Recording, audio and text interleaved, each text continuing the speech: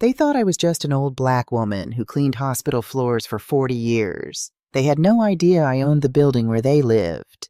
My name is Lorraine Washington. I'm 63 years old, and 3 days ago I sat in a lawyer's office in downtown Nashville, signing documents that would change everything. My hand didn't shake. My voice didn't waver. I looked Attorney Beverly Thompson straight in the eye and said, "Make sure it's ironclad. I don't want any loopholes." She nodded, her expression a mixture of professional composure and something else. Respect, maybe. Or pity. I didn't need either. "Mrs. Washington," she said carefully, "are you absolutely certain about this? Once we file these documents, there's no going back. Your son—" "My son," I interrupted, my voice steady as stone, "made his choice. Now I'm making mine." I thought about the phone call I'd overheard 3 nights before. I was staying at my son Terrence's apartment in New York, sleeping on their living room couch, because as my daughter-in-law Sienna had explained with that tight smile of hers, the guest room is being renovated. I'd flown up to see my grandson Jordan for his 2nd birthday, spending money I'd saved from my cleaning job, because Terrence said they were too tight on cash to buy me a ticket. It was 11 o'clock at night. I was supposed to be asleep. But I've always been a light sleeper. 40 years of waking up at 4:30 in the morning will do that to you. I heard Terrence's voice drifting from the bedroom, low and urgent. Then Sienna's, sharper, more insistent. I should have put in my earplugs. I should have turned over and gone back to sleep. But something in Terrence's tone, something guilty and defensive, made me sit up and listen. "Baby, I know," he was saying, "but she's my mother. I can't just—" "Can't just what?" Sienna's voice cut through. "Terrence, we're drowning here. $60,000 in debt. 60. Your job pays well, but not well enough to cover Jordan's daycare, our rent, and your student loans. Meanwhile, your mother is sitting on almost $2 million in assets." My breath caught. They'd been calculating my worth. "She worked hard for that money," Terrence said, but his voice was weak, wavering. "And she's 70 years old." 63, I whispered to myself in the darkness.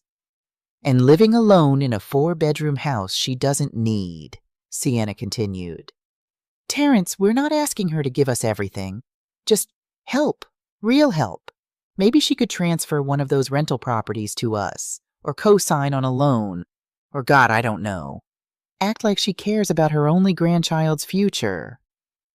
There was a long silence. Then Terrence spoke, and what he said broke something inside me that I didn't even know could still break. "You're right. She's always been controlling. With her money, with me. Maybe it's time I stopped asking and started taking what's rightfully mine. I'm her only child. It's all going to me eventually anyway." That's when I knew. My son, the boy I'd raised alone after his father died, the young man I'd sacrificed everything for, was planning to take my life's work. Not inherit it, not receive it with gratitude when I was gone. Take it, now, while I was still alive. I didn't cry that night. I didn't confront them the next morning. I kissed Jordan goodbye, told Terrence and Sienna I had to get back to Nashville for a doctor's appointment, and caught the first flight home. Then I called Beverly Thompson. "Mrs. Washington?" Beverly's voice pulled me back to the present. She slid the final document across her desk. "This is the last one. Your signature here, and we're done." I signed my name, Lorraine Marie Washington, in the same careful cursive my mother had taught me 70 years ago. When I set down the pen, I felt something I hadn't felt in months. Power. Not the kind of power that comes from money, though Lord knows I'd earned every dollar. Not the kind that comes from fear or anger. This was the power of a woman who'd finally stopped making herself small to make others comfortable. The power of a woman who'd learned at 63 years old that sometimes the people who hurt you most are the ones you loved first. My son wanted my money. I was about to teach him what real wealth looks like. Let me take you back. Not to that painful night in New York, but to the beginning. To 1985, when everything was different. When Terrence was just a dream Robert and I whispered about in the darkness of our tiny apartment on Jefferson Street. Robert Washington was the kindest man I ever knew. We met at a church picnic in 1982. I was 21, working as a secretary at a dental office, and he was 25, an electrician with the steadiest hands and the warmest smile.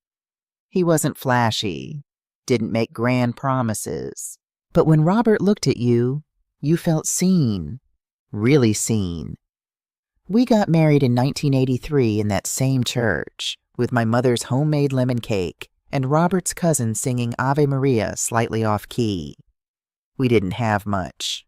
I made $300 a week. Robert made $450, but we saved every penny we could, putting it in a coffee can under our bed because we didn't trust banks back then. Not after what had happened to my uncle during the savings and loan crisis. By 1985, we had $12,000. It had taken us 3 years. "Lorraine," Robert said one Sunday morning, spreading the classifieds across our kitchen table, "I think we're ready." "Ready for what?" He pointed to a listing. "To buy our own place." The house was in a neighborhood called Bordeaux, North Nashville. 4 bedrooms, 2 bathrooms, built in 1952. The asking price was $45,000. When we went to see it, my heart sank. The roof leaked. The floors were warped. The kitchen cabinets hung at odd angles, but Robert saw something different. He walked through each room with his electrician's eye, touching the walls, examining the wiring, testing the water pressure. "The bones are good, Lorraine," he said. "Everything else we can fix." So we bought it. Put down our $12,000, every cent we'd saved, and took out a mortgage for $33,000 at 11% interest. I'll never forget signing those papers, my hand cramping from gripping the pen so tight. We were terrified. We were hopeful. We were home. Robert spent every weekend for the next 2 years fixing that house. He rewired the electrical system himself, taught himself plumbing from library books. We stripped wallpaper together, painted walls, refinished floors.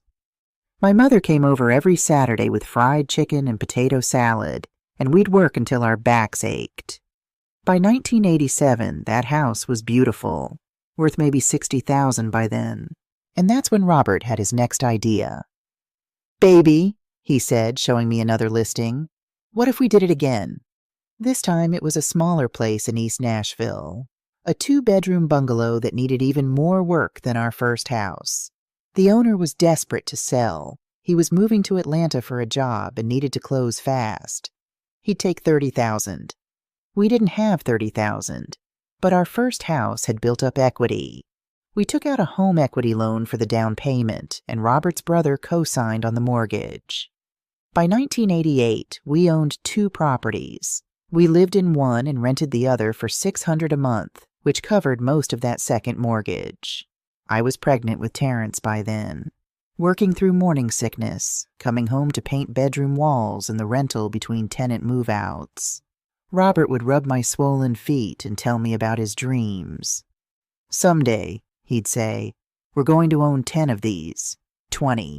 Our son is going to grow up knowing that Black folks can build wealth, that we can own things, that we don't have to rent our whole lives from people who don't look like us." Terrence was born in July 1990, 7 pounds, 9 ounces, with Robert's nose and my stubborn chin. I'd never felt love like that before, so fierce it scared me, so complete it felt like my heart lived outside my body now, in this tiny, perfect person. Robert was the most devoted father. He'd wake up with Terrence at night so I could sleep, change diapers without complaining, built a crib from scratch, sanded and painted it a soft yellow because we didn't know if we were having a boy or girl. We were happy, not wealthy, but comfortable, building something. Then in 1992, we bought our 3rd property, a duplex in Inglewood. Robert had gotten a promotion. He was supervising a whole crew now, making decent money. I'd gone back to work part-time at a different dental office, and my mother watched Terrence during my shifts. This duplex was our smartest investment. We rented both sides, $1,200 a month total, and the mortgage was only $800. Real cash flow, real wealth building. Robert died in 2008, a heart attack at 51 years old. No warning. He'd been at work, rewiring a commercial building downtown when he collapsed. They said he was gone before the ambulance arrived. Terrence was 17. I was 46. And suddenly, I was drowning. The life insurance, $340,000, saved us. It sounds like a lot, and it was, but I was smart about it. I didn't buy a new car or take a vacation or do any of the things grieving people do to feel better for a little while. I paid off the mortgage on our primary home completely, paid down the other 2 mortgages by half, put $100,000 in a high-yield savings account for Terrence's college. Then I went back to work. Full-time. 2 jobs, actually. I started cleaning at St. Thomas Midtown Hospital at 5 in the morning, mopping floors, scrubbing toilets, wiping down patient rooms. It wasn't glamorous. Some nights I'd come home with my knees aching so bad I could barely climb the stairs. But it paid $16 an hour with benefits, and hospitals don't close. Steady work. In the afternoons, I worked reception at a medical clinic. Answered phones, scheduled appointments, filed insurance claims. Another $12 an hour. I did this for 17 years. Between 2008 and 2025, I bought 1 more property, a small commercial building on Nolensville Pike that I rented to a hair salon. I never touched Terrence's college fund except to pay his tuition. I lived on my salary and put every extra dollar back into real estate. By the time I turned 60, I owned my primary home, paid off, worth $320,000. 3 rental properties, total value $580,000. Total remaining mortgages, $180,000. 1 commercial building, worth $420,000. Mortgage, $120,000. Savings and investments, $580,000. Net worth, approximately $1.8 million. Robert's dream had come true. I'd built it without him. For Terrence. For us. I'd worked myself to the bone, and I'd never regretted a single day of it. Because I believed that someday my son would understand, that he'd appreciate the sacrifice, that he'd honor what his father and I had built. I was so naive. Terrence was a good student, not brilliant, but hard-working. He graduated high school with a 3.6 GPA and got accepted to the University of Chicago's engineering program, the same field his father had loved, just in a different way. Robert had worked with his hands. Terrence would work with his mind, designing the buildings Robert would have wired. I was so proud the day we dropped him off at college, moved him into his dorm, helped him set up his tiny desk, met his roommate. When it was time to leave, Terrence hugged me tight and whispered, "I won't let you down, Mom. I promise." College cost $47,000 a year. Times 4 years, $188,000. His scholarship covered $20,000. I paid the rest. Every semester, without fail, I'd wire the tuition payment from my savings account. I never told Terrence the exact amount. I didn't want him to feel guilty or pressured. I'd just say, "It's handled, baby. You focus on your studies." He called me every Sunday night during his freshman year. We'd talk for an hour about his classes, his professors, the friends he was making. He sounded happy, excited about the future. "Mom," he said during one of those calls, "I met this girl. Her name is Sienna. She's in my structures class. She's really something." I smiled, stirring the pot of soup on my stove. "Tell me about her." "She's an architecture major, really smart. Her family's from New York. Her dad's an architect, too, like a famous one. He designed that new museum in Manhattan." Something in his voice had changed. A kind of awe, like he was impressed by her pedigree in a way that made me slightly uneasy. But I pushed the feeling aside. "She sounds wonderful, honey. I can't wait to meet her. But I didn't meet her. Not during sophomore year, not during junior year. Terrence always had an excuse. She'd gone home for break. She was studying abroad. She was busy with a project. I started to wonder if she was real. Then, senior year, he brought her home for Thanksgiving. Sienna Brooks was beautiful. Tall, slender, with natural hair in tight coils and skin like polished mahogany. She wore clothes that looked expensive, even though they were simple. A cashmere sweater, tailored jeans, leather boots. She had her father's business card printed on thick cream cardstock. Sienna Brooks, architectural designer. "It's so nice to finally meet you, Mrs. Washington," she said, shaking my hand. Her grip was firm, professional, like I was a client, not her boyfriend's mother. "Please call me Lorraine." "Of course, Mrs. Washington." She didn't call me Lorraine, not once during that entire visit. I cooked a full Thanksgiving spread: turkey, dressing, collard greens, mac and cheese, sweet potato pie. Sienna ate small portions and complimented everything politely. "This is lovely. You're very talented in the kitchen." Talented in the kitchen. Like I was the help. Terrence was different around her. More careful. He watched her reactions, adjusted his behavior based on her subtle cues. When I told a story about him as a little boy, how he used to insist on wearing his Superman cape to church, she laughed. But it was that polite laugh people give when they're not really amused. Terrence immediately changed the subject. After they left, I sat at my kitchen table and cried. Not because I disliked Sienna. I didn't know her well enough to dislike her. But because I could feel my son pulling away, reshaping himself to fit into her world. A world where mothers like me didn't quite belong. Still, I told myself it was just adjustment. Young love. They'd grow together, and eventually she'd see me as family. They graduated in 2012. Terrence got a job at a structural engineering firm in New York. Good salary, $75,000 to start.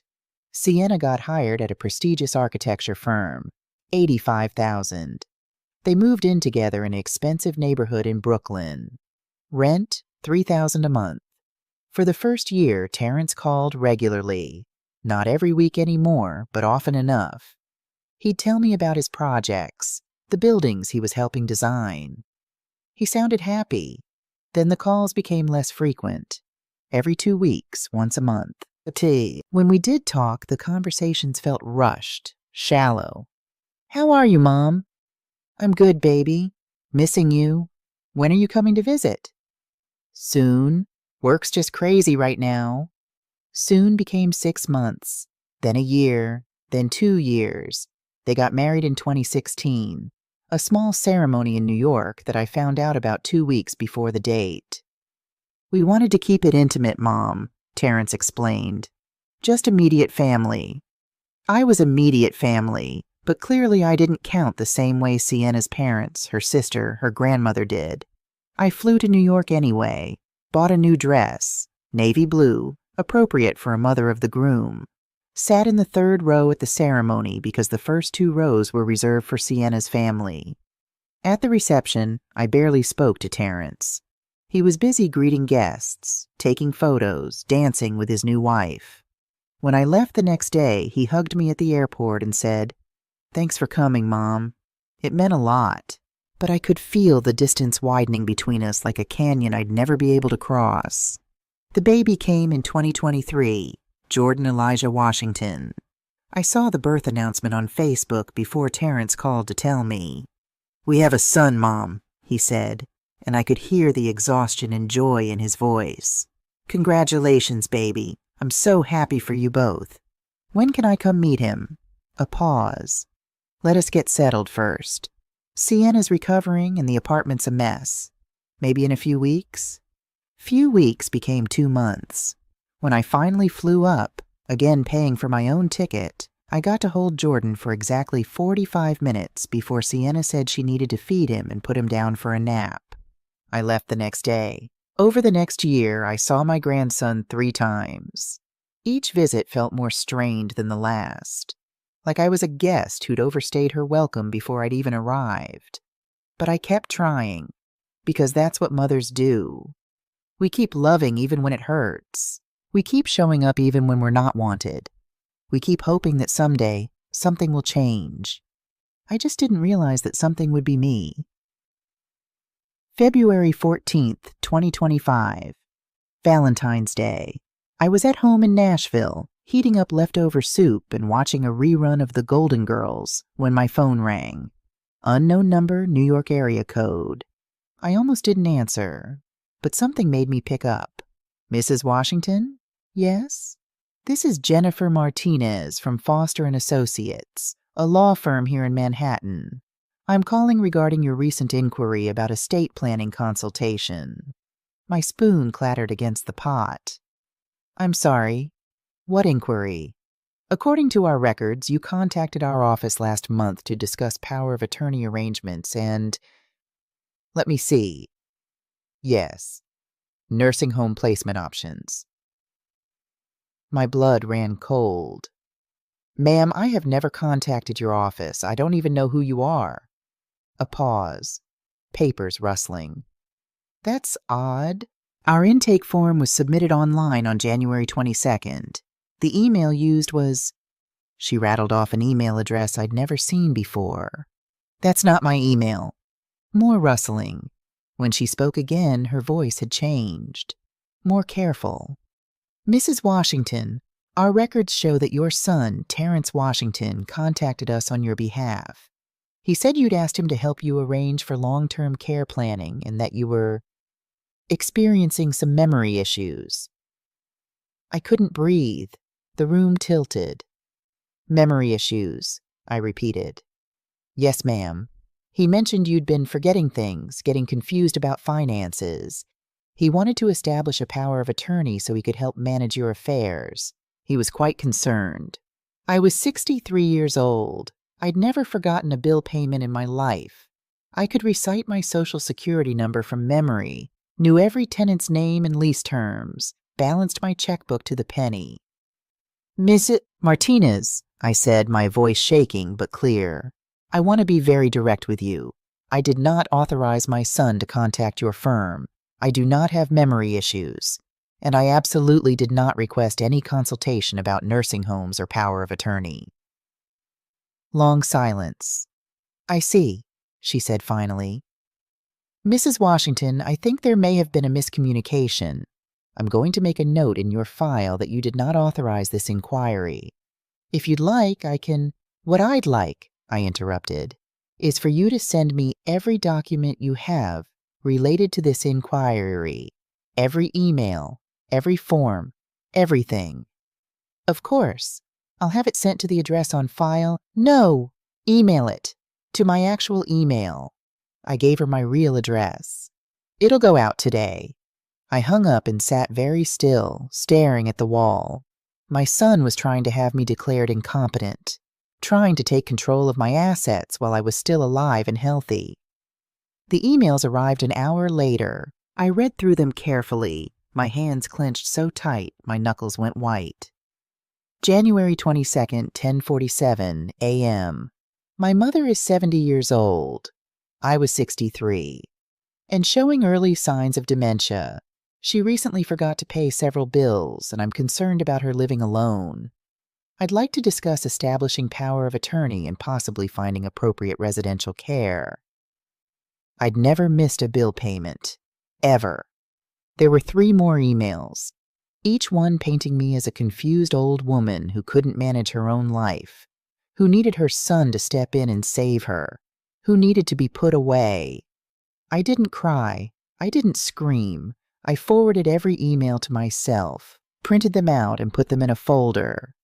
Then I called my best friend, Stella. Stella, I said when she answered, I need your help. Lorraine? What's wrong? You sound... My son is trying to steal everything I've worked for, and I need a lawyer. 2 weeks later, February 28th, I was cleaning a patient room on the 4th floor of St. Thomas Midtown when my cell phone buzzed. Nashville number I didn't recognize. Mrs. Washington, This is David Chen from the billing department at St. Mary's Hospital in New York. St. Mary's, where Sienna had given birth to Jordan 2 years ago. Yes? I'm calling about an outstanding balance on your account. The charges for Mrs. Sienna Brooks Washington's delivery have a remaining balance of $10,462 after insurance. The account is now seriously past due. I set down my cleaning supplies. Mr. Chen, I don't have an account at your hospital. According to our records, you're listed as the financial guarantor for patient Sienna Brooks Washington. The account was opened on January 15th, 2024. January 2024. Jordan was born in March 2023. This was almost a year before the birth. Can you tell me exactly what I'm supposedly guaranteeing? Let me pull up the details. Yes, the charges include a private recovery suite, upgraded meal service, lactation consultation services, and extended postpartum care. Your son, Terrence Washington, designated you as the responsible party and provided your information, including a digital signature authorizing payment. Digital signature? You mean he signed my name? Well, the form was submitted electronically, so I never signed anything. I never authorized anything.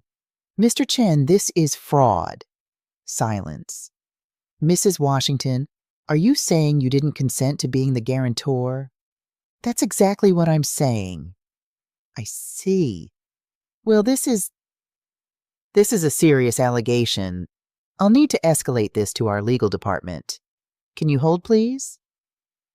I held for 8 minutes, standing in that hospital room, smelling of bleach and disinfectant, my heart pounding so hard I could hear it in my ears. A new voice came on, older, male. Mrs. Washington, this is Gerald Patel, Senior Billing Manager. Mr. Chen explained the situation. I've pulled up the account and I can see the signature authorization form. Can you confirm your Social Security number for me? I did. And can you confirm you did not provide this information to your son for the purpose of guaranteeing this medical debt? I confirm that I absolutely did not.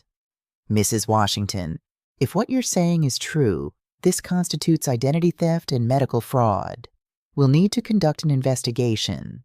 In the meantime, I'm freezing this account and removing you as the responsible party. However, I have to inform you that the signature on file appears to match samples of your signature we have from previous correspondence. My mouth went dry. What previous correspondence?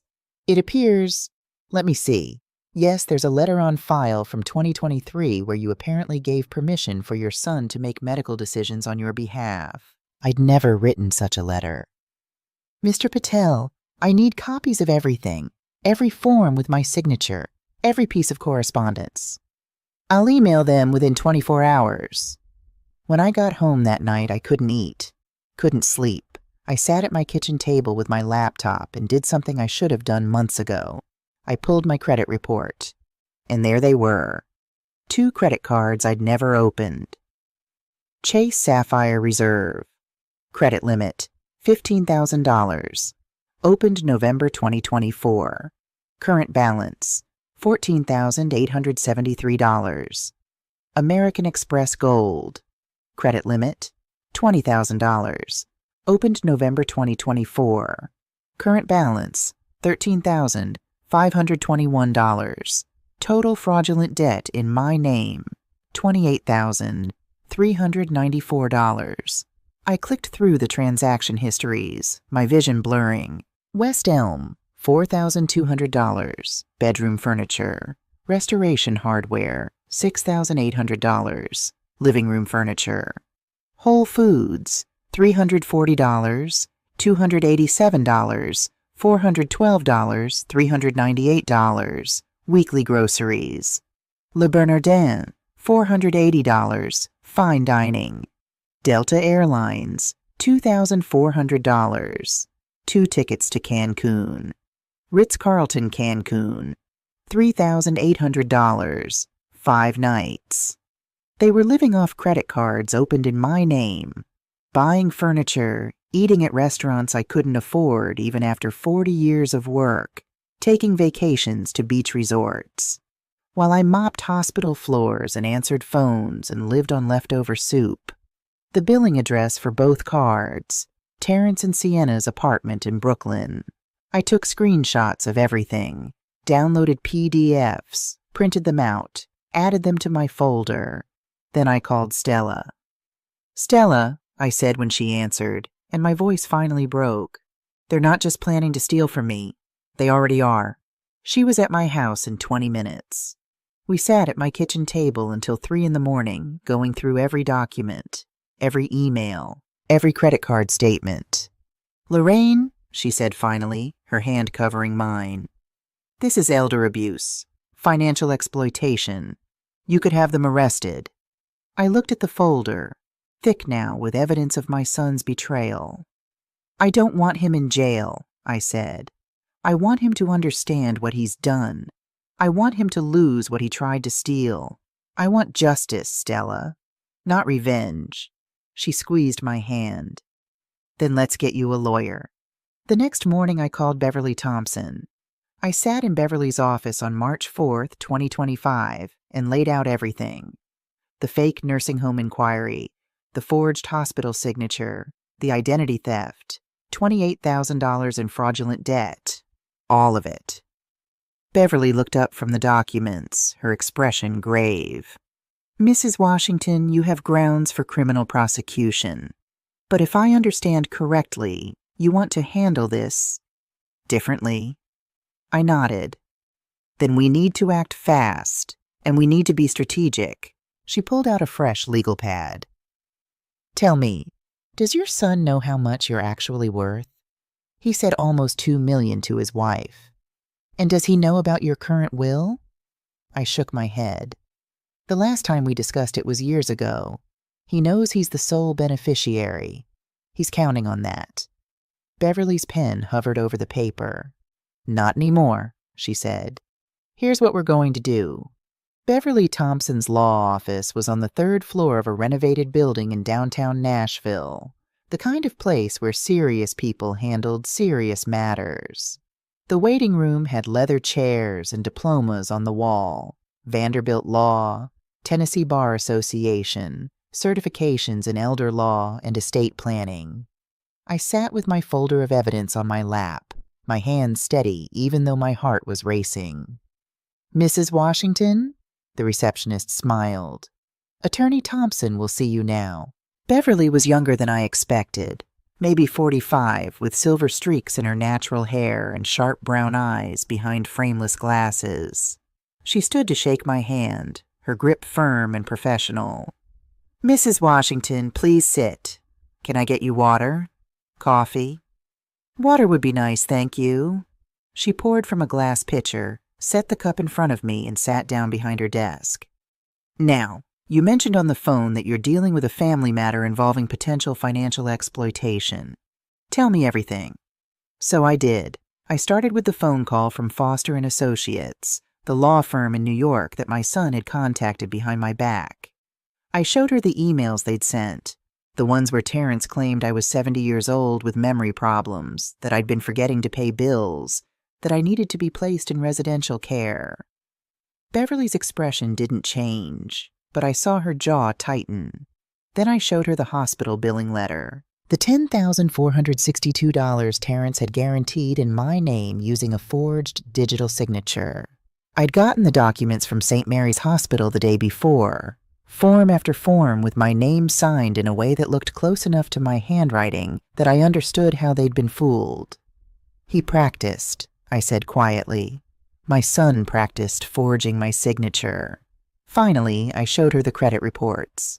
The 2 cards opened in November 2024. $28,394 in debt that I'd never authorized, with statements showing purchases for furniture, restaurants, airline tickets to Cancun. Beverly spread the documents across her desk like a prosecutor laying out evidence. She was quiet for a long moment, reading through everything carefully. "Mrs. Washington," she said finally, "what you're describing is textbook elder financial abuse. Identity theft, forgery, fraudulent use of credit. These are criminal offenses. You have grounds to press charges that could result in your son facing serious jail time. I don't want him in jail. She looked up, studying my face. Then what do you want? I'd thought about this question every night for the past week, lying awake in the dark, turning it over and over in my mind. I want to protect what I've built, I said. I want to make sure that when I die, my money goes where it can do real good. Not to a son who tried to steal it while I was still alive. And I want him to understand what he's lost. Not through revenge. Through consequences. Beverly leaned back in her chair. Tell me about your current estate plan. I have a will from 2010. Everything goes to Terrence. He's the sole beneficiary and the executor. Does he know this? Yes. We discussed it years ago after his father died. I told him that everything his daddy and I built would be his someday, that he just needed to be patient. And has he been patient? I thought about the forged signatures, the credit cards, the nursing home inquiry. No, ma'am, he hasn't. Beverly pulled out a fresh legal pad. Here's what we're going to do. First, we're going to create a new will immediately. We'll also set up a revocable living trust to protect your assets while you're alive. This trust will make it much harder for anyone to claim you're incompetent or to gain control of your property. She started writing, her pen moving quickly across the paper. Second, we're going to document everything, every instance of fraud, every forged signature, every dollar stolen. I want you to gather bank statements, credit card bills, emails, anything that shows a pattern of financial exploitation. I've already started. I gestured to my folder. Good. Third, we're going to freeze your credit and set up alerts on all your accounts. No one will be able to open new credit in your name or access your existing accounts without biometric verification. My hands were shaking now, but not from fear, from relief. Someone was finally taking this seriously. Someone was helping me fight back. Now, Beverly said, setting down her pen and looking at me directly, I need to ask you something important. When we make these changes, when we cut your son out of the will or reduce his inheritance significantly, he's going to know something happened. He may contest it. He may claim you were coerced or mentally incompetent. Are you prepared for that fight? I thought about Terrence as a little boy, how he used to climb into my lap when he was scared. I thought about the teenager who cried in my arms when his father died, who promised he'd make me proud someday. I thought about the man who'd looked me in the eye 2 months ago and lied about why he needed my social security number. I'm prepared, I said. There, he said. Then let's get to work. Over the next 2 hours, Beverly outlined the strategy in detail. The new will would leave Terrence exactly $50,000, enough that he couldn't claim he'd been accidentally omitted, which would give him grounds to contest. $50,000 was a deliberate amount. It said, I remembered you. I chose this. My grandson Jordan would receive $100,000, but it would be held in an irrevocable trust until he turned 25. Terrence and Sienna would have no access to it, no control over it. An independent trustee, Beverly recommended a professional fiduciary service, would manage the money and ensure it was used for Jordan's education and welfare. My best friend Stella would receive $200,000 with no strings attached. She'd been more family to me than my own son these past few years. She deserved it. The remaining $1, $45 million, would go to create the Lorraine and Robert Washington Educational Trust, a scholarship fund for low-income Black students studying engineering. Every year, the trust would award full-ride scholarships to students who demonstrated both academic excellence and financial need. Students like Terrence used to be, before he forgot where he came from. The scholarship fund is brilliant, Beverly said. It serves a genuine charitable purpose, which makes it nearly impossible to challenge legally. And it sends a clear message about your values. My husband always said education was the key to building generational wealth, I said softly. I want to honor that. Just Not with the generation I thought I was building it for. Beverly's expression softened. Mrs. Washington, I've been practicing elder law for 20 years. I've seen families torn apart by money more times than I can count. But I want you to know, what you're doing isn't vindictive. It's smart. You're protecting yourself and creating something meaningful. That takes courage. I nodded, not trusting myself to speak. Now, she continued, we need to execute this plan carefully. If your son suspects what we're doing, he might accelerate his own plans. That nursing home inquiry? That's a red flag. He's already exploring legal avenues to gain control of your assets by having you declared incompetent. Can he do that? Not easily, but it's possible. If he can get a doctor to testify that you're suffering from dementia or diminished capacity, he could petition for conservatorship. As your only living child, he'd have a strong claim to become your conservator, which would give him legal control over your finances and medical decisions. My stomach dropped. So he could put me in a home against my will? Potentially. That's why we need to move fast. We'll schedule a comprehensive cognitive evaluation with a neurologist, someone independent who'll document that you're of sound mind. We'll get it notarized and attached to your new will. If Terrence tries to claim incompetence later, we'll have evidence that you were fully capable when you made these decisions. She made a note on her pad. We also need to think about the next 60 days strategically. You can't let your son know you're onto him. You need to act normal, maybe even cooperative. Can you do that? I thought about all the years I'd smiled through pain, worked through exhaustion, pretended everything was fine when it wasn't. I can act however I need to act. Good. Because here's the thing about people like your son. They're counting on you being too trusting or too intimidated to fight back. They see elderly parents as easy targets. The moment you start setting boundaries or asking questions, they panic. And panicked people make mistakes. You want me to set a trap? Beverly smiled slightly. I want you to give him enough rope to hang himself, legally speaking. The next morning, I met with Gerald Patterson, the forensic accountant Beverly had recommended. His office was smaller than hers, crammed with file cabinets and computer monitors, but he had the same sharp, focused energy. Mrs. Washington, I've reviewed the preliminary information you sent over, he said, pulling up spreadsheets on his screen. 2 fraudulent credit cards, total debt of $28,000 plus change. But I think we're looking at the tip of the iceberg here. He turned his monitor so I could see. I pulled your bank records going back 18 months. With your authorization, of course. Look at this. He pointed to a series of transactions highlighted in yellow. Small amounts. $200 here, $300 there, $500 occasionally. Always round numbers. Always on Fridays. These are Zelle transfers to a phone number registered to your son. Over the past year, you've sent him $8,400 in what appear to be regular payments. I stared at the screen. I never sent those. I didn't think so. My guess? He has access to your online banking. Probably got your password somehow. I wrote it on a sticky note in my desk drawer, I said, feeling foolish. He visited last year. He must have... Don't blame yourself. This is a common tactic in elder fraud cases. Gerald made a note.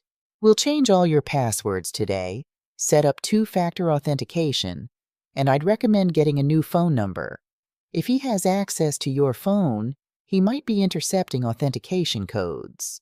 He pulled up another screen.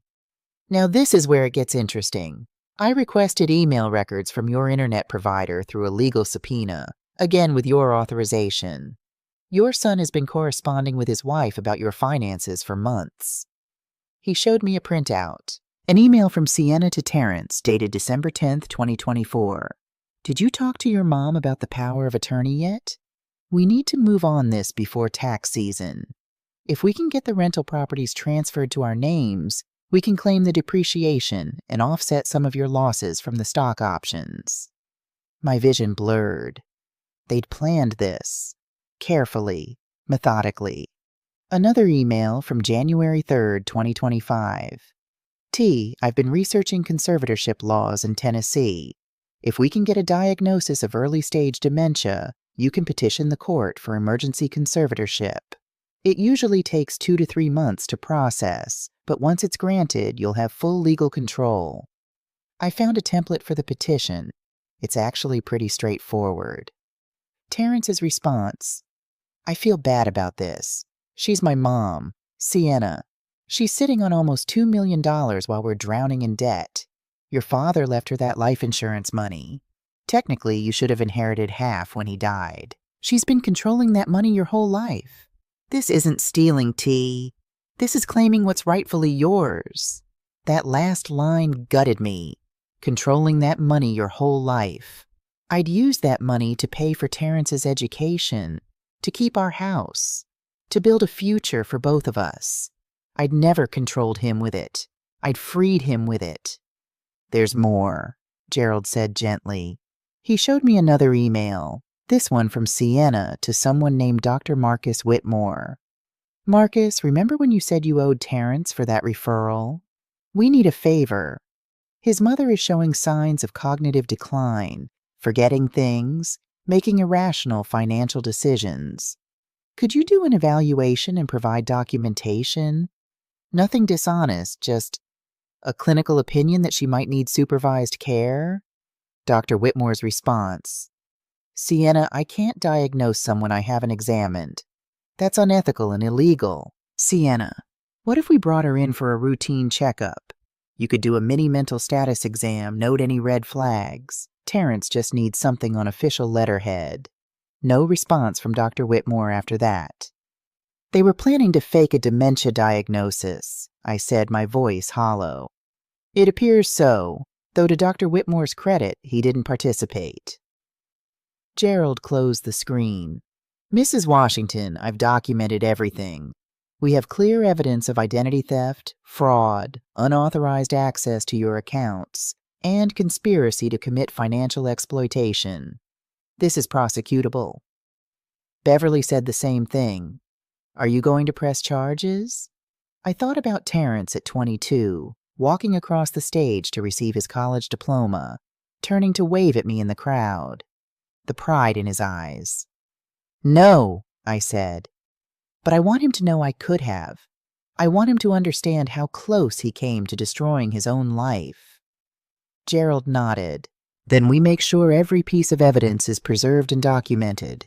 If he ever tries this again, with you or anyone else, there'll be a paper trail. On March 18th, 2025, I signed my new will in Beverly Thompson's office. She'd brought in 3 witnesses, her paralegal, the office receptionist, and a notary public. All of them independent, none of them family, all of them prepared to testify if necessary that I was of sound mind and under no duress. Beverly read through the will aloud, slowly, making sure I understood every provision.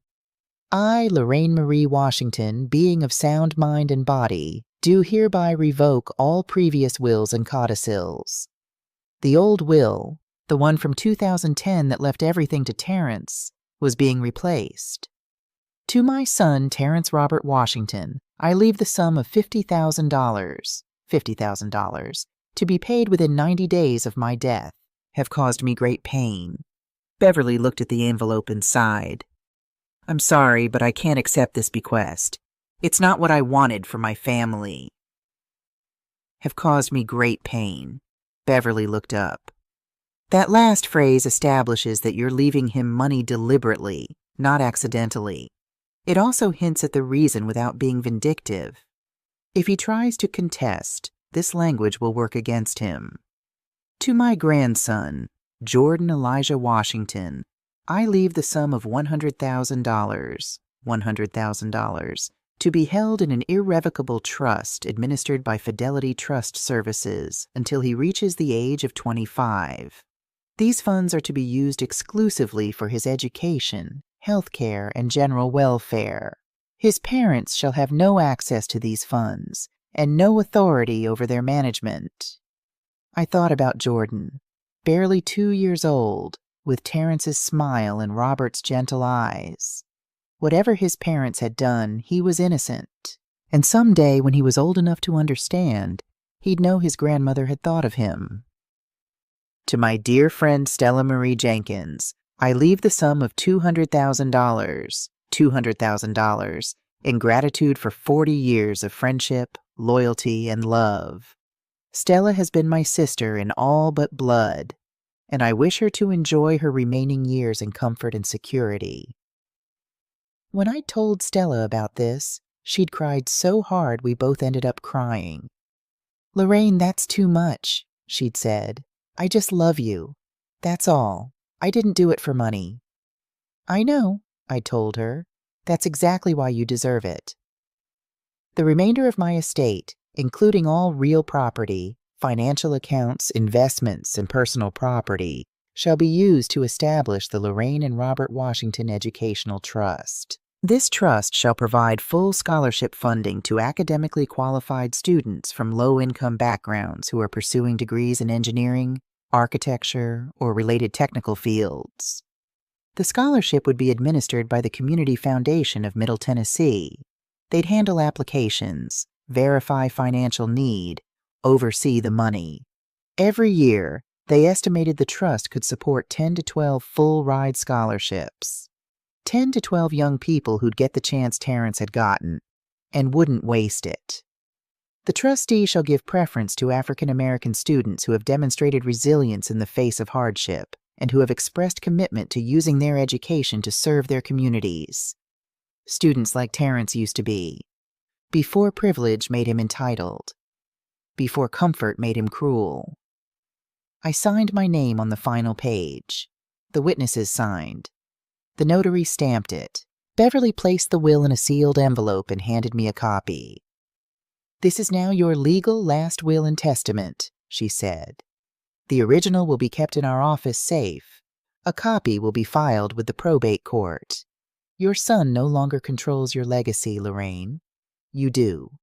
I held the envelope, feeling its weight. 40 years of work, 40 years of sacrifice. All of it had been leading to this moment. "Thank you," I sassy said. Beverly smiled. "Now comes the hard part. You have to keep this secret while we gather more evidence. Can you do that?" "Watch me." That evening I called Terrence. I'd rehearsed what I was going to say, practiced keeping my voice steady and warm. I couldn't let him hear the anger, the hurt, the knowledge. Not yet. "Mom!" He sounded surprised. We hadn't spoken since the credit card incident 2 weeks ago. "How are you?"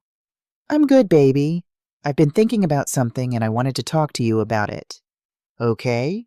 "I'm getting older, Terrence. 63 this year. And I've been rattling around in this big house all by myself. It's a lot to maintain." I could practically hear him leaning forward, suddenly interested. "Have you thought about downsizing?" he asked carefully. "I have. In fact, I've been thinking maybe I should move closer to you and Jordan. I miss my grandson so much. It would be nice to see him grow up." "That would be amazing, Mom. Sienna and I were just talking about how Jordan needs to spend more time with his grandmother." Sienna, who'd barely let me hold Jordan for more than 5 minutes at a time. Sienna, who called me Mrs. Washington with that edge of disdain. "The thing is," I continued, "I'm worried about my properties. The rental houses, the commercial building. I don't know if I should sell them or keep managing them from New York or—" "Don't sell," Terrence said quickly. Too quickly. "I mean, those are great assets, Mom. You shouldn't rush into selling. Maybe I could help you manage them. You could transfer them to my name, temporarily, just for tax purposes, and I'd handle everything. Collect the rent, deal with repairs, all of it. Transfer them to his name, for tax purposes." I closed my eyes. "That's a lot of responsibility for you, honey. Are you sure?" "Absolutely. In fact, I've been doing some research on estate planning. Did you know that if you transfer property before you die, it avoids probate? Saves a ton in taxes and legal fees. I could send you some articles about it. That would be helpful. And Mom, I want to apologize for the credit card thing. Sienna and I, We've been under a lot of financial pressure. I shouldn't have put you in that position. It was wrong." He sounded sincere. If I hadn't read his emails, heard his plans, seen the evidence, I might have believed him. "I appreciate that, baby. So you're really thinking about moving up here?" "I am. Maybe we could talk more about it when I visit next month." "Next month? Well, I'll need to see the lawyer you mentioned. The one who does estate planning. What was the name of that firm again?" A pause. "Foster and Associates. I can set up a meeting." "That would be wonderful. And Terrence, I want you to know how much I love you.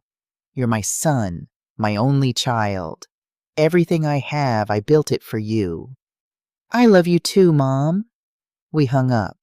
I sat there in my kitchen, phone in my hand, and allowed myself 1 minute of grief. 1 minute to mourn the relationship we used to have before money corrupted it, before his wife poisoned him, before greed turned my son into a stranger. Then I called Beverly and left a voicemail. I took the bait. He wants me to transfer the properties to his name. I'm meeting with Foster and Associates next month. I'll need you to prepare me. The trap was set. Now I just had to wait for him to walk into it. April 8th, 2025. I flew to New York on a Tuesday morning. Terrence had offered to pay for my ticket. The first time in years he'd offered to pay for anything, which told me everything I needed to know about his motivations. He picked me up at LaGuardia, hugged me tight, helped with my suitcase. "You look great, Mom. Did you lose weight?" "Maybe a little. All this stress about the properties." "Well, don't worry. We're going to get everything sorted out today." The meeting with Foster and Associates was scheduled for 2 o'clock. Terrence had already been there once, apparently, to discuss my situation. I wondered what lies he'd told them, what version of me he'd painted. We stopped for lunch first at a little cafe in Midtown. Sienna met us there, kissing my cheek and calling me Mom Washington with that same fake warmth. "Terrence told me you're thinking about relocating," she said, sipping her $7 latte. "That's so exciting. Jordan would love having his grandmother nearby." "I'd love that too," I said, stirring my coffee. "Though I worry about being a burden." "A burden? Don't be silly. Your family." Family. The word felt like a slap. Terrence's phone buzzed. He glanced at it, frowned. "Mom, I have to take this. Work emergency. I'll be right back." He stepped outside.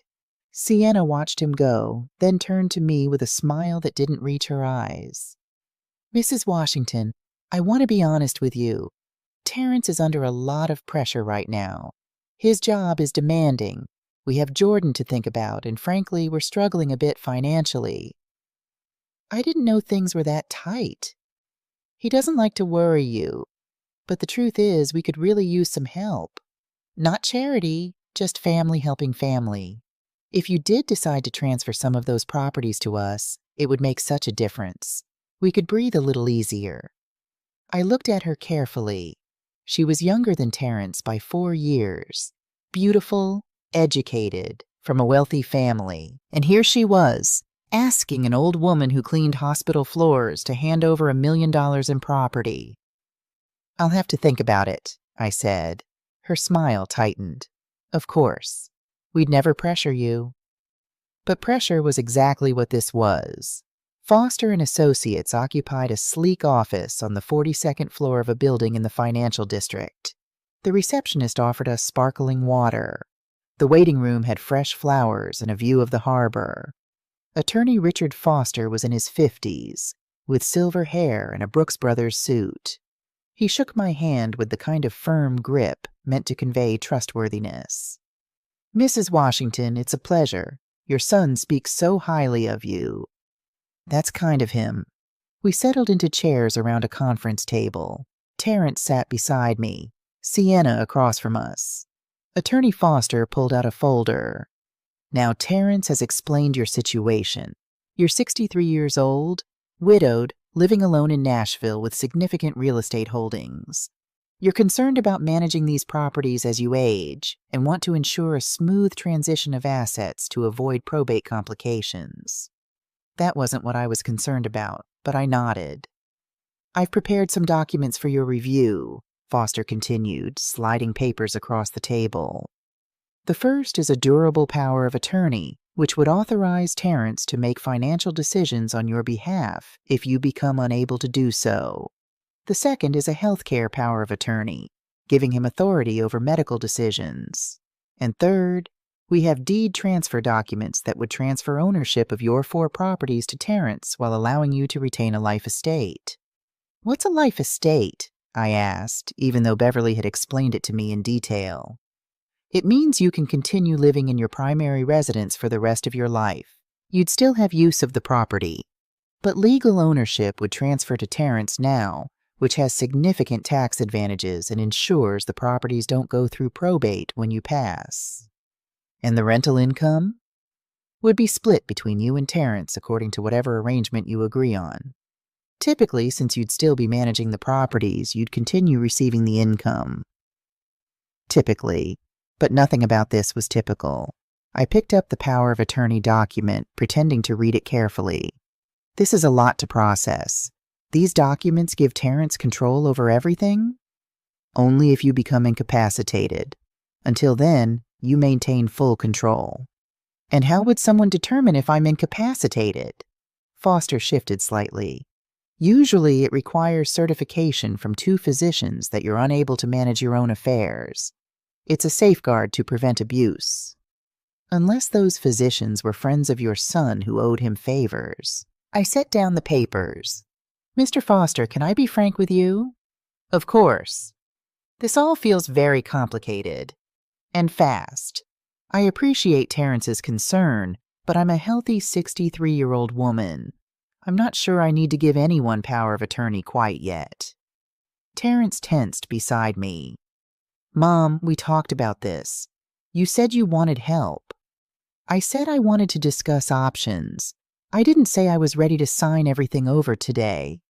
Sienna leaned forward. Mrs. Washington, no one's trying to take anything from you. We're trying to protect you. Protect me from what? The room went quiet. Foster cleared his throat. Perhaps we should schedule a follow-up meeting.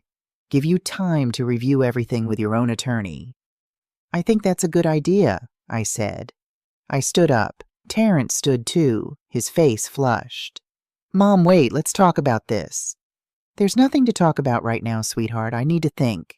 I turned to Foster. Thank you for your time, Mr. Foster. Outside the building, Terrence grabbed my arm. Mom, what was that? You embarrassed me in there. I embarrassed you? Terrence, you're trying to get me to sign away everything I own. To protect it. To help you. I don't need that kind of help. Sienna had followed us out. Terrence, maybe we should— No! He snapped at her.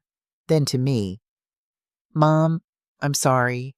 I didn't mean to push. It's just, we're under a lot of pressure right now. And I thought— You thought you could solve your money problems with mine. His face went pale. That's not fair. Isn't it? We stared at each other on the crowded sidewalk, tourists and business people streaming past us. My son, my only child, a stranger who wanted to steal from me. I think I'm going to head back to my hotel, I said quietly. I'll catch a cab. Mom, please, let's talk about this. I'm tired, Terrence. We'll talk later. I walked away before he could see me cry. What Terrence didn't know, what Sienna didn't know, was that Beverly Thompson had been sitting in a Starbucks across the street from Foster and Associates the entire time, watching through the glass windows. I'd texted her when we arrived, when we went into the office, when I left. She'd seen everything. That evening, I went back to Terrence's apartment. He'd insisted I stay with them instead of a hotel, and I'd agreed because I needed to maintain the pretense. I needed them to think I was considering their proposal. I slept on the couch again, the guest room still under renovation. Jordan was already in bed when I arrived. I heard him crying briefly around 8:30, heard Sienna's voice soothing him, felt my heart crack a little more. At 11 o'clock, I was lying in the dark when I heard their bedroom door close. Then voices, low and urgent. I picked up my phone and opened the voice recording app Beverly had shown me how to use. In Tennessee, I could legally record conversations I was part of or overheard. I pressed record and set the phone on the couch beside me. "Did she sign anything?" That was Sienna's voice, carrying through the thin walls. "No, she freaked out at the last minute. Terrence, we're $60,000 in debt. We need her assets." "I know, baby. Trust me, I know." "So what do we do?" A long pause. Then Terrence spoke, and what he said made my blood run cold. "If she won't sign willingly, we might have to go with Plan B." "The nursing home?" My hand clenched around the phone. "Greenwood Senior Living has a memory care unit," Terrence said. "They specialize in early-stage dementia patients. If we can get a doctor to say she's showing signs, your mother is sharp as a tack, Terrence. No legitimate doctor would diagnose her with dementia." Dr. Whitmore said no, but I have other options. Dr. Patricia Chen. She's new to the area, trying to build her practice. She might be willing to do an evaluation that leans our direction. "You're talking about bribing a doctor." "I'm talking about getting a professional medical opinion that my mother needs supervised care. Once we have that, I can petition for emergency conservatorship. It usually takes 2 to 3 months to process, but once it's granted, I'll have full legal control over her finances and medical decisions." "And then what? You just put her in a home?" "It wouldn't be forever, just until we get the properties transferred and the debt paid off. Then we could, I don't know, reassess. Maybe she could live independently again once things are stable." Sienna was quiet for a moment. When she spoke, her voice was softer. "Terrence, this is your mother. Are you really okay with this?" Another long pause. "I don't know what else to do," he said, and he sounded almost broken. "I lost my job 6 months ago, Sienna. 6 months. I've been lying to everyone. To you, to my mom, to our friends. I'm working freelance projects that barely cover groceries. We're living off your salary and credit cards. I'm drowning, and my mother is sitting on $2 million she doesn't even need." My breath stopped. He'd lost his job? 6 months ago? "Why didn't you tell me?" Sienna asked. "Because I was ashamed. Because I'm supposed to be the provider. Because my father died young and never got to build wealth. And I'm 34 years old with a master's degree, and I can't even support my own family. So the solution is to steal from your mother?" "It's not stealing. It's going to be mine eventually anyway. I'm just accelerating the timeline by having her declared incompetent and locked in a memory care facility. You're the one who researched conservatorship laws. I was researching options. I didn't think you'd actually—" "Then what do you want me to do, Sienna, huh? We're about to lose our apartment. Jordan's daycare costs more than our rent. Your parents won't help because they think I'm a failure. My mother won't help because she's too busy playing real estate mogul instead of acting like a normal grandmother. So tell me, what's your solution?" Silence. Then Sienna said very quietly, "We could ask her for help. Actually ask. Tell her the truth about your job, about the debt. Maybe she'd lecture me. Tell me how she worked 2 jobs and sacrificed everything, and I should be grateful. I'm tired of being grateful, Sienna. I'm tired of feeling like I owe her my entire life because she paid for college. She chose to do that. I didn't ask her to." I felt something break inside me that I didn't know could still break. "Think about it," Terrence continued. "By the time she dies naturally, she could be 90. That's 27 more years. We'll be in our 60s before we inherit anything. Our whole lives on hold, waiting for her to die. That's not fair. So you're going to take it now. I'm going to do what I have to do to take care of my family. That's what fathers do." "And what about what sons do?" No answer. I lay there in the dark, phone recording every word, tears sliding silently down my face. My son, The boy I'd raised alone, the young man I'd sacrificed everything for, was planning to have me declared mentally incompetent and locked away so he could steal what I'd built. Not for food, not for medicine, not because he was desperate and had no other choice. Because he was impatient. Because waiting for me to die naturally wasn't fast enough. The recording ran for another 10 minutes. Sienna trying to talk him out of it. Terrence defensive and angry, both of them eventually falling into exhausted silence. I kept recording until I heard their bedroom go quiet. Then I lay awake until dawn, staring at the ceiling, listening to my grandson whimper occasionally in his room, and made my decision.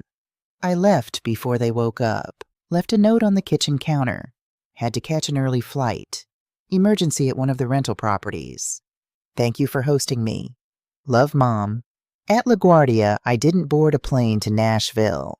Instead, I went to a coffee shop, bought the most expensive latte I'd ever purchased in my life, and called Beverly.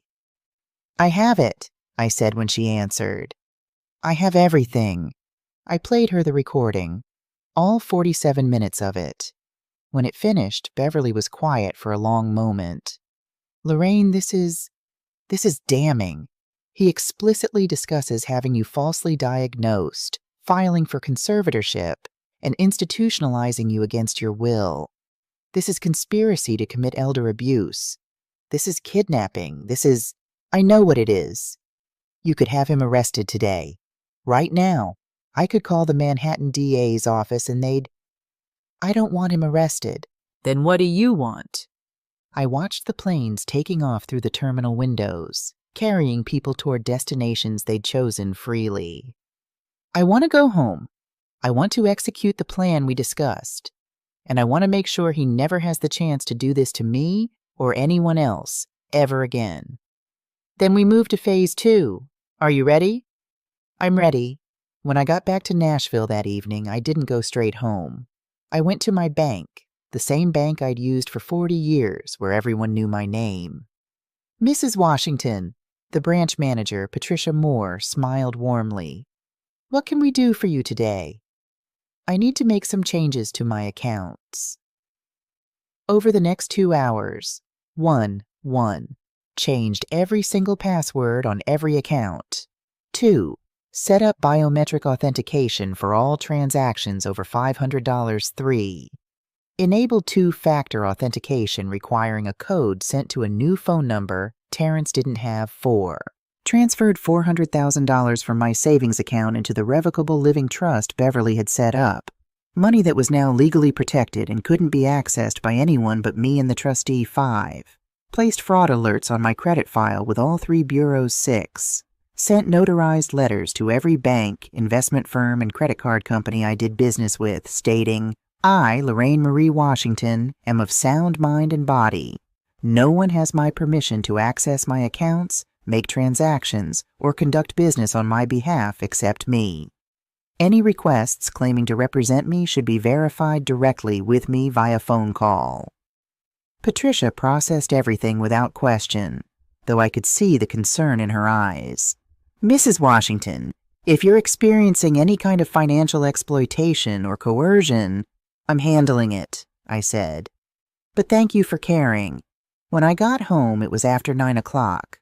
The house was dark and quiet. I made myself a cup of tea, sat at the kitchen table, and waited. The phone rang at 9:47 p.m. Terrence. I let it ring 4 times before answering. Hello? Mom. His voice was tight, angry. What did you do? I'm sorry, what? The credit card companies called Sienna today. Both cards got frozen. They said you reported them as fraudulent. I took a sip of tea. That's because they were fraudulent, Terrence. Those were for emergencies. Emergency furniture? Emergency vacation to Cancun? Please, those weren't emergencies. That was theft. I was going to pay you back. With what money? You lost your job 6 months ago. The line went dead silent. How did you... he started. Did you really think I wouldn't find out? You used my credit without permission. You forged my signature on a hospital bill. You contacted a law firm pretending I wanted to be put in a nursing home, and now you're planning to have me declared incompetent so you can steal what I've spent 40 years building. Mom, I can explain. Explain how you practiced forging my signature. Explain how you called me 70 years old when I'm 63. Explain how you told your wife that waiting for me to die naturally wasn't fast enough. Another silence. When he spoke again, his voice was small. You were listening. I was sleeping on your couch, where you put me because your guest room was under renovation. You weren't exactly quiet. Mom, please. You don't understand. We're in trouble. Real trouble. I lost my job and we're drowning in debt and I didn't know what else to do. You could have asked me for help, like a son. Instead, you tried to steal from me, like a criminal. I'm sorry. I'm so sorry. I made a mistake. A terrible mistake. Please, can we talk about this? Can I fix this? I thought about the new will sitting in Beverly's safe, the trust protecting my assets, the recorded conversation documenting his plans, the evidence of fraud and forgery and conspiracy. Terrence, I said quietly, the time for talking was before you forged my signature, before you opened credit cards in my name, before you planned to lock me in a memory care unit so you could get your hands on my money. What are you going to do? I'm going to protect myself, that's all. You made your choices. Now you have to live with the consequences. Are you going to press charges? I closed my eyes, saw him as a little boy in his Superman cape, as a teenager crying in my arms when his father died, as a young man walking across a stage with his diploma. No, I said. But from now on, my financial accounts are locked. You have no access, no emergency contacts, no authorizations. If you try to open credit in my name again, if you contact another lawyer claiming I need care, if you forge one more signature, I will press charges. Do you understand? Yes. Good. Now let me talk to my grandson. He's asleep. Then kiss him goodnight for me. Tell him Grandma loves him. I hung up before Terrence could respond.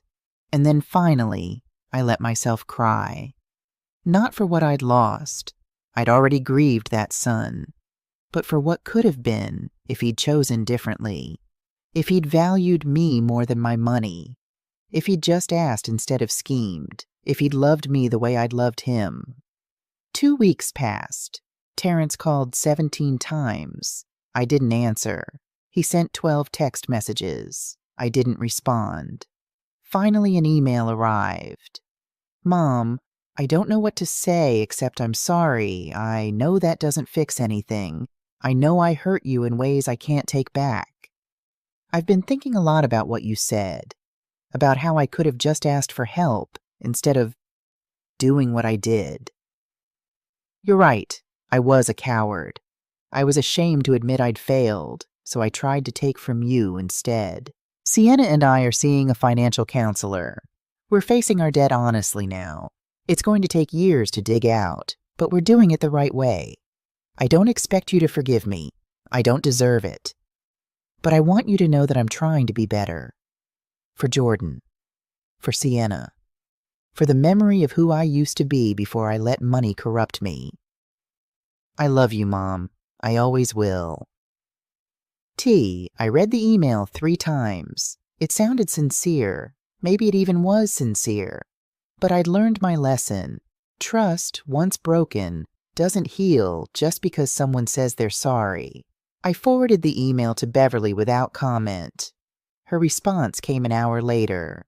This is good. Keep all communication. If he contacts you again, be cordial, but maintain boundaries. And Lorraine, you did the right thing. I know it doesn't feel that way, but you did. That night, I slept better than I had in months, because I knew the truth now. The people who really loved me, Stella, Beverly, Patricia at the bank, they'd stood by me without expecting anything in return. And the person I'd given everything to, he'd seen me as a bank account, not a mother. But he didn't anymore. Now he knew I was a woman who could say no, who could set boundaries, Who could protect what she'd built? And that made all the difference. On May 2nd, exactly 3 weeks after that email, there was a knock on my door at 7 o'clock in the morning. I wasn't expecting anyone. Stella wouldn't arrive until 9. The lawn service came on Wednesdays. I looked through the peephole. Terrence and Sienna stood on my porch, both dressed in clothes that looked slept in. Sienna was holding Jordan, who was crying. Terrence had a duffel bag at his feet. They looked desperate. They looked broken. They looked exactly like people who'd run out of options. I took a deep breath, sent a quick text to Beverly, "They're here," and opened the door. "Mom," Terrence said, his voice cracking. "We need to talk. Please, just 5 minutes." I looked at Jordan, my grandson, with tears on his cheeks and fear in his eyes, and I made a decision that would change everything. "Come in," I said. They stood in my living room like refugees from their own lives. Terrence's eyes were red-rimmed. Sienna's designer clothes, usually so carefully pressed, were wrinkled and stained. Jordan whimpered against his mother's shoulder, his little face swollen from crying. "Sit," I said, gesturing to the couch. They sat. I remained standing. Old habits from 40 years of cleaning. Never sit when you might need to move quickly, to respond, to protect yourself. "Jordan needs to sleep," I said. "Put him in the guest room upstairs. Second door on the left." Sienna looked at Terrence, uncertain. He nodded. She carried Jordan up the stairs, and I heard the soft creak of the guest bed, the bed that had always been available, unlike the perpetually under-renovation room in their apartment. When Sienna came back down, she looked smaller somehow, diminished. "Thank you," she said quietly. I didn't respond. I just waited. Terrence spoke first. "Mom, we lost the apartment. Got evicted 3 days ago. We've been staying in a motel in Queens, but we ran out of money this morning. I didn't know where else to go." "What about Sienna's parents?" Sienna flinched. They said no. They found out about the credit cards, about what we did to you. My mother said I'd disgraced the family and that I needed to face the consequences of my choices." I felt a flicker of satisfaction, then pushed it down. This wasn't about satisfaction. This was about truth. "So you came here," I said, "after trying to steal from me, after planning to have me locked away, after forging my signature and opening credit cards in my name. You came here looking for help." "We have nowhere else to go," Terrence said. His voice broke. "Mom, I know what we did was unforgivable. I know we don't deserve your help. But Jordan, he's innocent in all this. He's 2 years old. He doesn't understand why we're sleeping in a car or why Mommy and Daddy are crying all the time." "You were sleeping in a car with my grandson." Something cold settled in my chest. "How did you get here?" I asked. "We drove. 15 hours straight. We've been on the road since yesterday afternoon." I walked to the kitchen, poured 3 glasses of water, brought them back. They drank like they were dying of thirst. "Tell me everything," I said. "And I mean everything. No more lies. No more schemes. The truth, or you can leave right now." So they told me. Terrence had lost his job in October 2024, not 6 months ago, but 7. He'd been fired for missing deadlines, for work that was substandard, for spending too much time managing his side investments instead of doing his actual job. He'd been too ashamed to tell Sienna for the first month, so he'd pretended to go to work every day, sitting in coffee shops and libraries, applying for jobs that never called back. When he finally told Sienna in November, they'd panicked. Her salary alone couldn't cover their rent.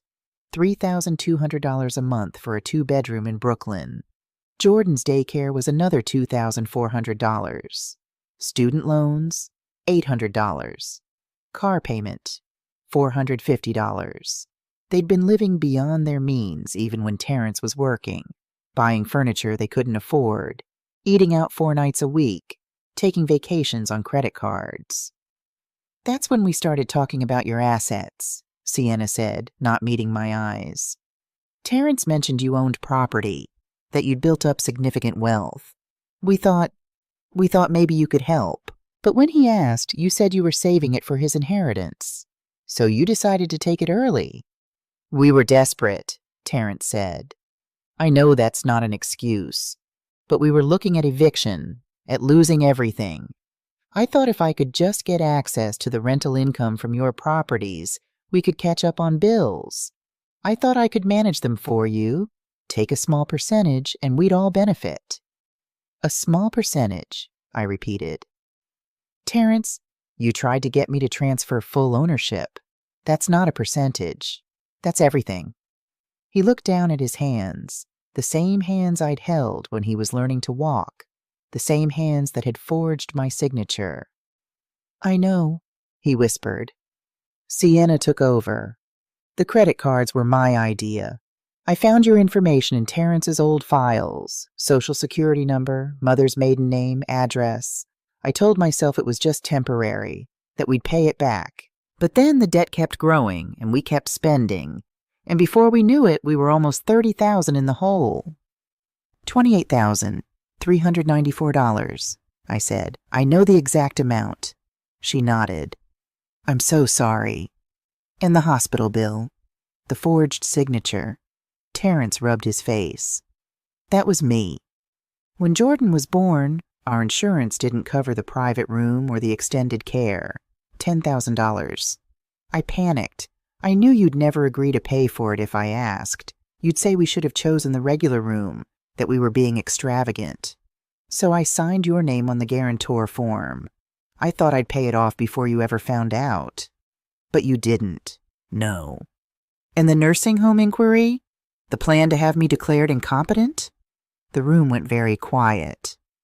That was... Terrence stopped, started again. That was the worst thing I've ever considered doing, and I'm ashamed that I even thought about it. But Mom, you have to understand we were drowning. Sienna's pregnant again. My head snapped up. What? Sienna's hand moved to her stomach. 3 months. We found out in February, right around the time everything started falling apart. Another grandchild. Another innocent life being dragged into this mess. We knew we couldn't afford another baby, Terrence continued. Not with me unemployed and the debt. And I just kept thinking about all that money sitting in your accounts, in those properties, and you're 63 and healthy, and you could live another 30 years. And what were we supposed to do? Wait until we were in our 60s to inherit anything while our lives fell apart now? There it was, the ugly truth beneath all the justifications. He didn't want to wait for me to die naturally. He wanted what was mine, and he wanted it now. I walked to my bedroom, to the closet where I'd hidden a large folder. I brought it back and set it on the coffee table between us. Open it, I said.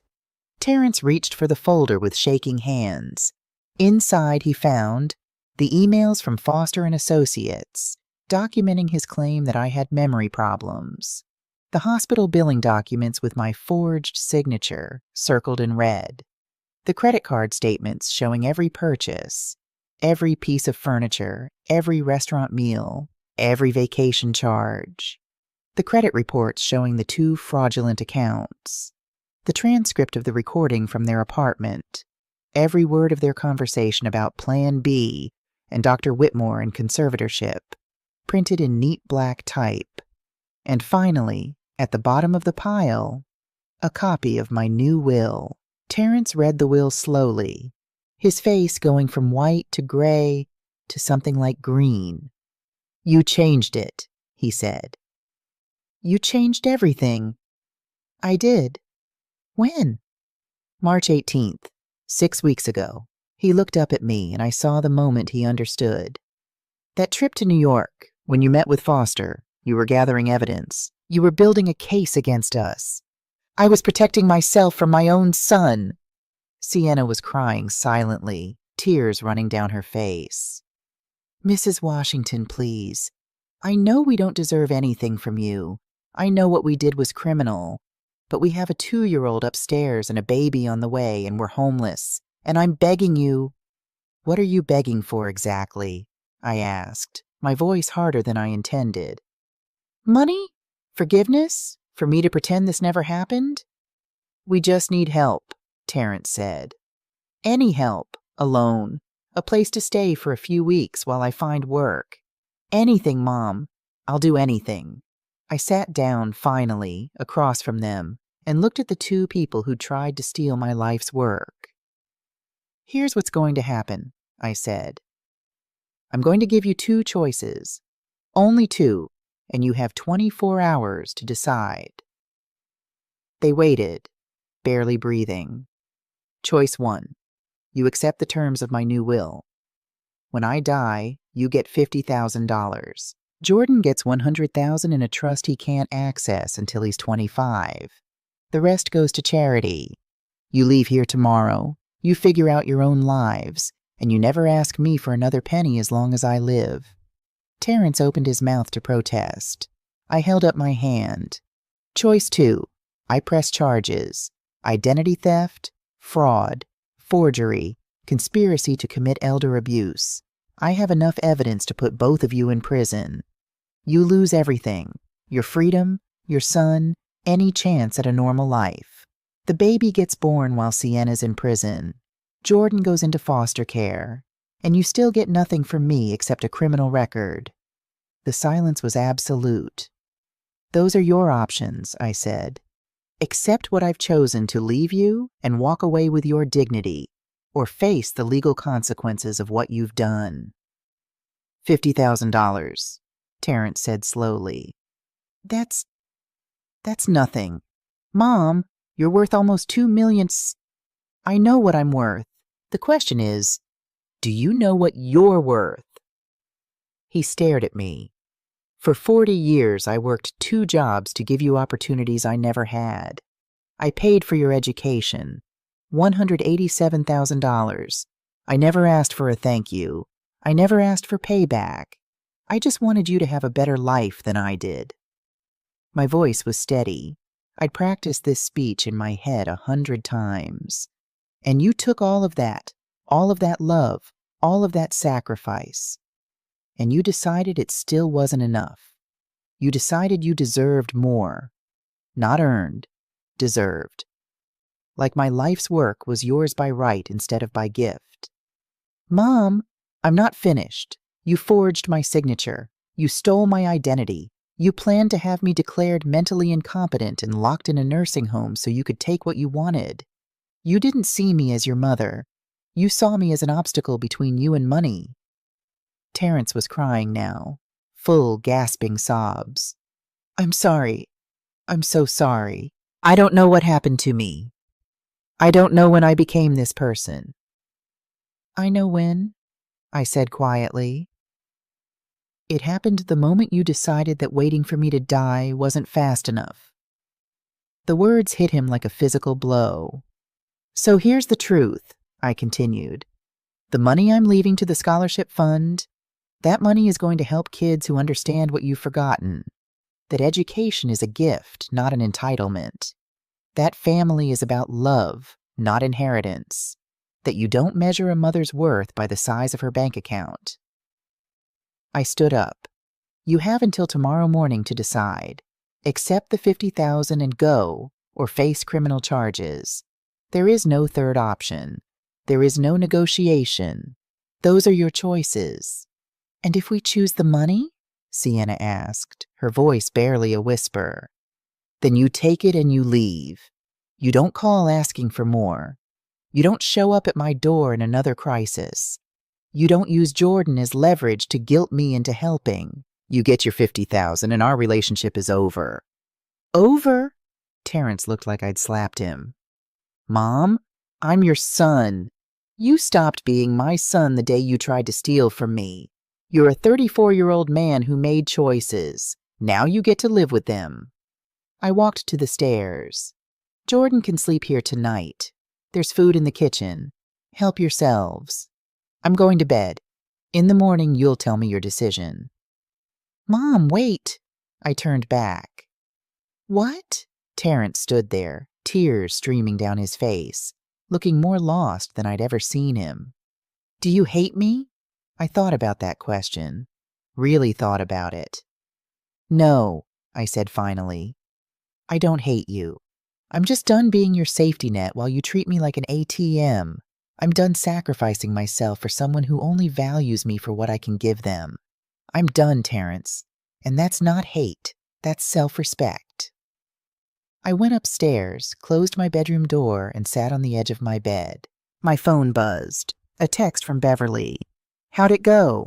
I typed back. They're staying overnight. Decision tomorrow. Do you think they'll take the deal?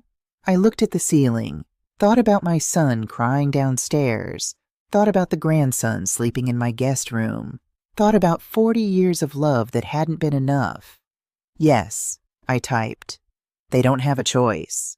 In the morning, I found them in the kitchen. Jordan was eating cereal at the table, regular Cheerios from my cupboard, not the organic kind they usually bought. Terrence and Sienna looked like they hadn't slept. We accept, Terrence said without preamble. We'll take the $50,000 and go. I nodded, poured myself coffee.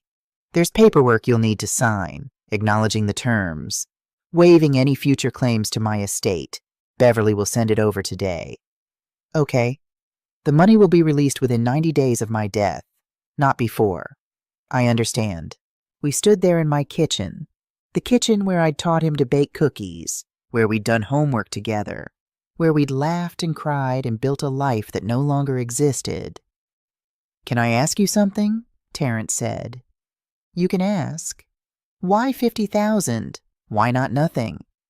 I looked at Jordan, happily swinging his legs and eating cereal, oblivious to the adult pain swirling around him. Because you're still my son, I said quietly. And despite everything, I can't completely erase 34 years of love. 50,000 is enough to help you get back on your feet if you're smart about it. It's enough to prove I'm not vindictive, but it's not enough to reward what you did. And the scholarship fund? Is everything your father and I dreamed of building, a legacy that actually means something. Sienna spoke up for the first time. Mrs. Washington, I know this doesn't fix anything, but I want you to know, I'm the one who pushed Terrence toward all of this. The credit cards, the estate planning, all of it. He was hesitant, and I kept pushing. If you want to blame someone, blame me. I looked at her, this beautiful, educated woman who'd had every advantage in life and still wanted more. I blame both of you, I said. You're adults. You made choices together. Now you deal with the consequences together. Jordan finished his cereal and looked at me with Robert's eyes. Gamma? My heart cracked a little. Yes, baby? Can I have more? I poured him more cereal, kissed the top of his head. He smelled like baby shampoo and innocence. Jordan, I said to Terrence, gets a separate trust fund, $100,000 that you can't touch. When he turns 25, he'll get a letter from me explaining everything. He'll get to decide for himself what kind of man he wants to be. You're going to tell him? Tell him what we did? I'm going to tell him the truth. That his parents made mistakes. That his grandmother loved him enough to protect his future, even when his parents wouldn't. And that family isn't about money. It's about character. Terrence nodded slowly. He deserves better than us. Then be better, I said simply. Not for me, for him. They left an hour later. I stood on the porch and watched them load their car, the same car they'd driven 15 hours in desperation. Jordan waved at me from his car seat, and I waved back, my throat tight. Terrence paused at the driver's door. Mom? Yes? Thank you, for not pressing charges, for giving us anything at all. I know we don't deserve it. You're right, you don't. But Jordan does, and the baby does. So I'm doing this for them, not you. He nodded, got in the car, drove away. I watched until they disappeared around the corner, then went inside and called Beverly. It's done, I said. How do you feel? I thought about that. Free, I said finally. For the first time in years, I feel free. 6 months later, on a warm September morning, I stood in the community center auditorium with 12 young people and their families, the first recipients of the Lorraine and Robert Washington Educational Trust scholarships.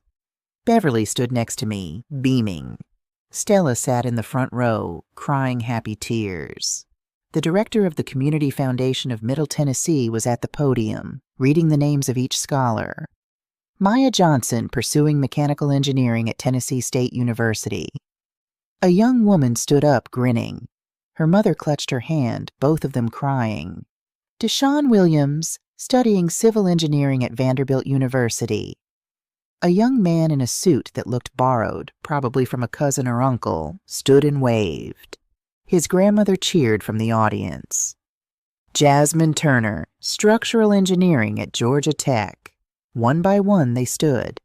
12 students, 12 full-ride scholarships, 12 futures I was helping to build. After the ceremony, they came up to meet me, to shake my hand, to thank me.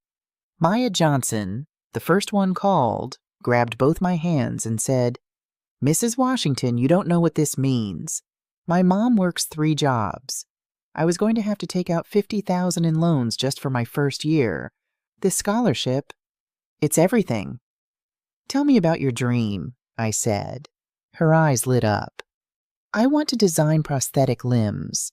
My little brother lost his leg in a car accident, and the prosthetics available to us, the ones we could afford, they're so basic. I want to make better ones that poor families can actually access." I thought about Terrence, who'd wanted to build bridges and ended up burning them instead.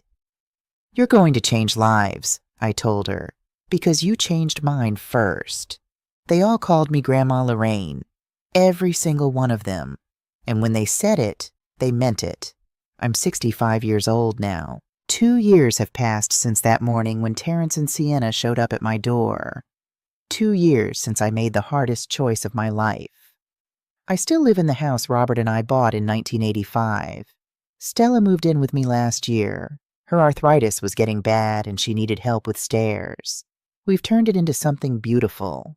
Not a house for one lonely widow, but a home for 2 sisters who chose each other. Every morning I make coffee and sit on the porch Robert built with his own hands. I watch the neighborhood wake up. Kids walking to school, people heading to work. Life continuing in all its messy, beautiful complexity. I retired from the hospital last year. 42 years of cleaning floors. 42 years of hard work that bought me freedom. The rental properties still generate income, enough to support Stella and me comfortably, with plenty left over to fund the scholarship trust. Last year, we added 4 more scholarships. Next year, we're hoping for 6. I haven't seen Terrence since that morning 2 years ago. He sends an email every few months, updates about Jordan, about the new baby, a girl named Grace, about the job he finally found in Charlotte, making half what he used to make. He's paying off the debt slowly. Sienna went back to work part-time. They're surviving. He always ends the emails the same way. "I'm sorry, Mom. I love you. I'm trying to be better. I never respond. Maybe someday I will. Maybe someday the wound will heal enough that I can have a relationship with him again. But not yet. Not while the trust is still so broken. But Jordan, I send Jordan $200 every month. Into a savings account Terrence doesn't know about.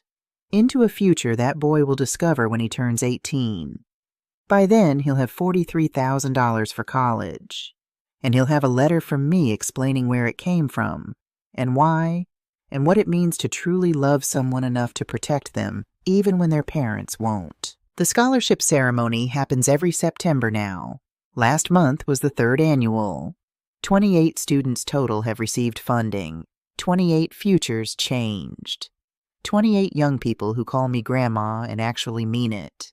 At this year's ceremony, a young man named Christopher stood up to speak.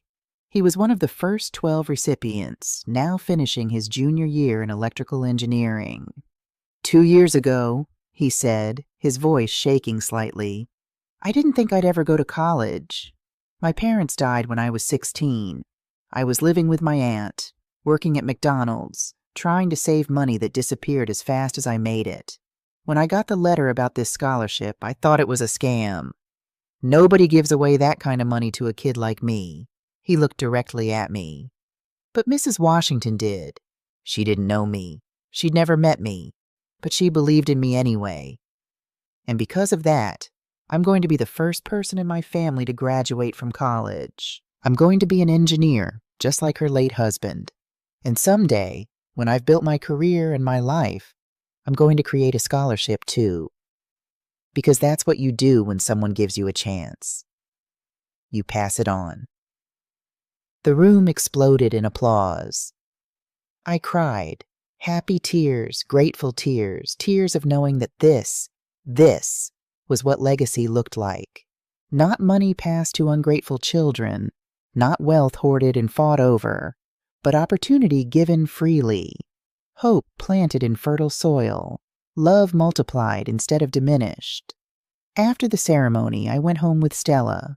We made dinner together. Nothing fancy, just chicken and vegetables and cornbread like my mother used to make. We ate on the porch as the sun set, talking about everything and nothing. "Do you ever regret it?" Stella asked. "Cutting Terrence off the way you did?" I thought about that question, really thought about it. "No," I said finally. "I regret that it was necessary. I regret that my son chose money over me. I regret that Jordan and Grace will grow up with a grandmother who keeps her distance because their parents can't be trusted. But I don't regret protecting myself. I don't regret setting boundaries. And I don't regret using my money to build something meaningful instead of just passing it to someone who'd waste it." "You built something beautiful, Lorraine." "We built it," I corrected. "You, me, Robert. Even Terrence, in a weird way. He taught me what matters and what doesn't." That night I sat at my kitchen table with my laptop and wrote a letter. Not to Terrence, not to Jordan, but to the future, to whoever might read this story someday and find themselves in a similar place. Dear friend, if you're reading this, you might be facing a choice I once faced. Someone you love, maybe your child, maybe another family member, is trying to take from you. Not borrow, not ask. Take. And you're wondering, am I being selfish by saying no? Am I being cruel by protecting what I've built? Am I destroying my family by setting boundaries? Let me tell you what I learned. Saying no isn't selfish. It's self-respect. Protecting yourself isn't cruel. It's necessary. And if your family falls apart because you won't let them exploit you, then it wasn't a real family to begin with. It was a transaction. My son wanted my money to fund his lifestyle. He wanted inheritance before death. He wanted reward without gratitude. And when I said no, he called me controlling, selfish, cruel. But I wasn't any of those things. I was just a woman who finally understood her own worth. So I took the money he tried to steal, and I used it to build futures for children who understand the value of sacrifice. I created a legacy that will outlive me by generations. I turned pain into purpose. That's not revenge. That's transformation. If you're facing this choice, if someone you love is treating you like an ATM instead of a person, know this. You have the right to say no. You have the right to protect what you've built. You have the right to create a legacy that reflects your values, not someone else's greed. And when you make that choice, some people will call you selfish. They'll say family should help family. They'll guilt you and manipulate you and try to make you believe you're the villain. But you're not. You're just someone who finally chose yourself. And that's the bravest thing you can do. I saved the letter in a file labeled Legacy. Someday, maybe someone would read it and find strength in my story. The last thing I did before bed was check my phone. There was an email from the Community Foundation. Mrs. Washington, we wanted to let you know that one of your scholarship recipients, Maya Johnson, just won a national engineering competition for her prosthetic limb design. She credits your scholarship with making it possible for her to pursue her dream. She's been offered early admission to MIT's graduate program with full funding. Congratulations on changing another life. I read the email 3 times, tears streaming down my face. Maya would change the world. Christopher would too. And so would all the others. That was my legacy. Not the money, not the properties, not even the scholarship fund itself. My legacy was the lives those young people would touch, the innovations they'd create, the families they'd support, the children they'd inspire. Robert would have been so proud. I put my phone down, turned off the light, and went to sleep with a smile on my face. Because I'd learned the most important lesson of all. The people who really love you don't ask, "How much will you leave me?" They ask, "How can I make you proud?" And the ones who can't tell the difference don't deserve your legacy anyway. They wanted my money to fund their lifestyle. Instead, I used it to build futures for children who understand the value of sacrifice. That's not revenge. That's legacy. My son took everything I gave him for granted. Now, 28 strangers call me Grandma, and mean it. That's not loss. That's love. And in the end, love is the only inheritance that really matters.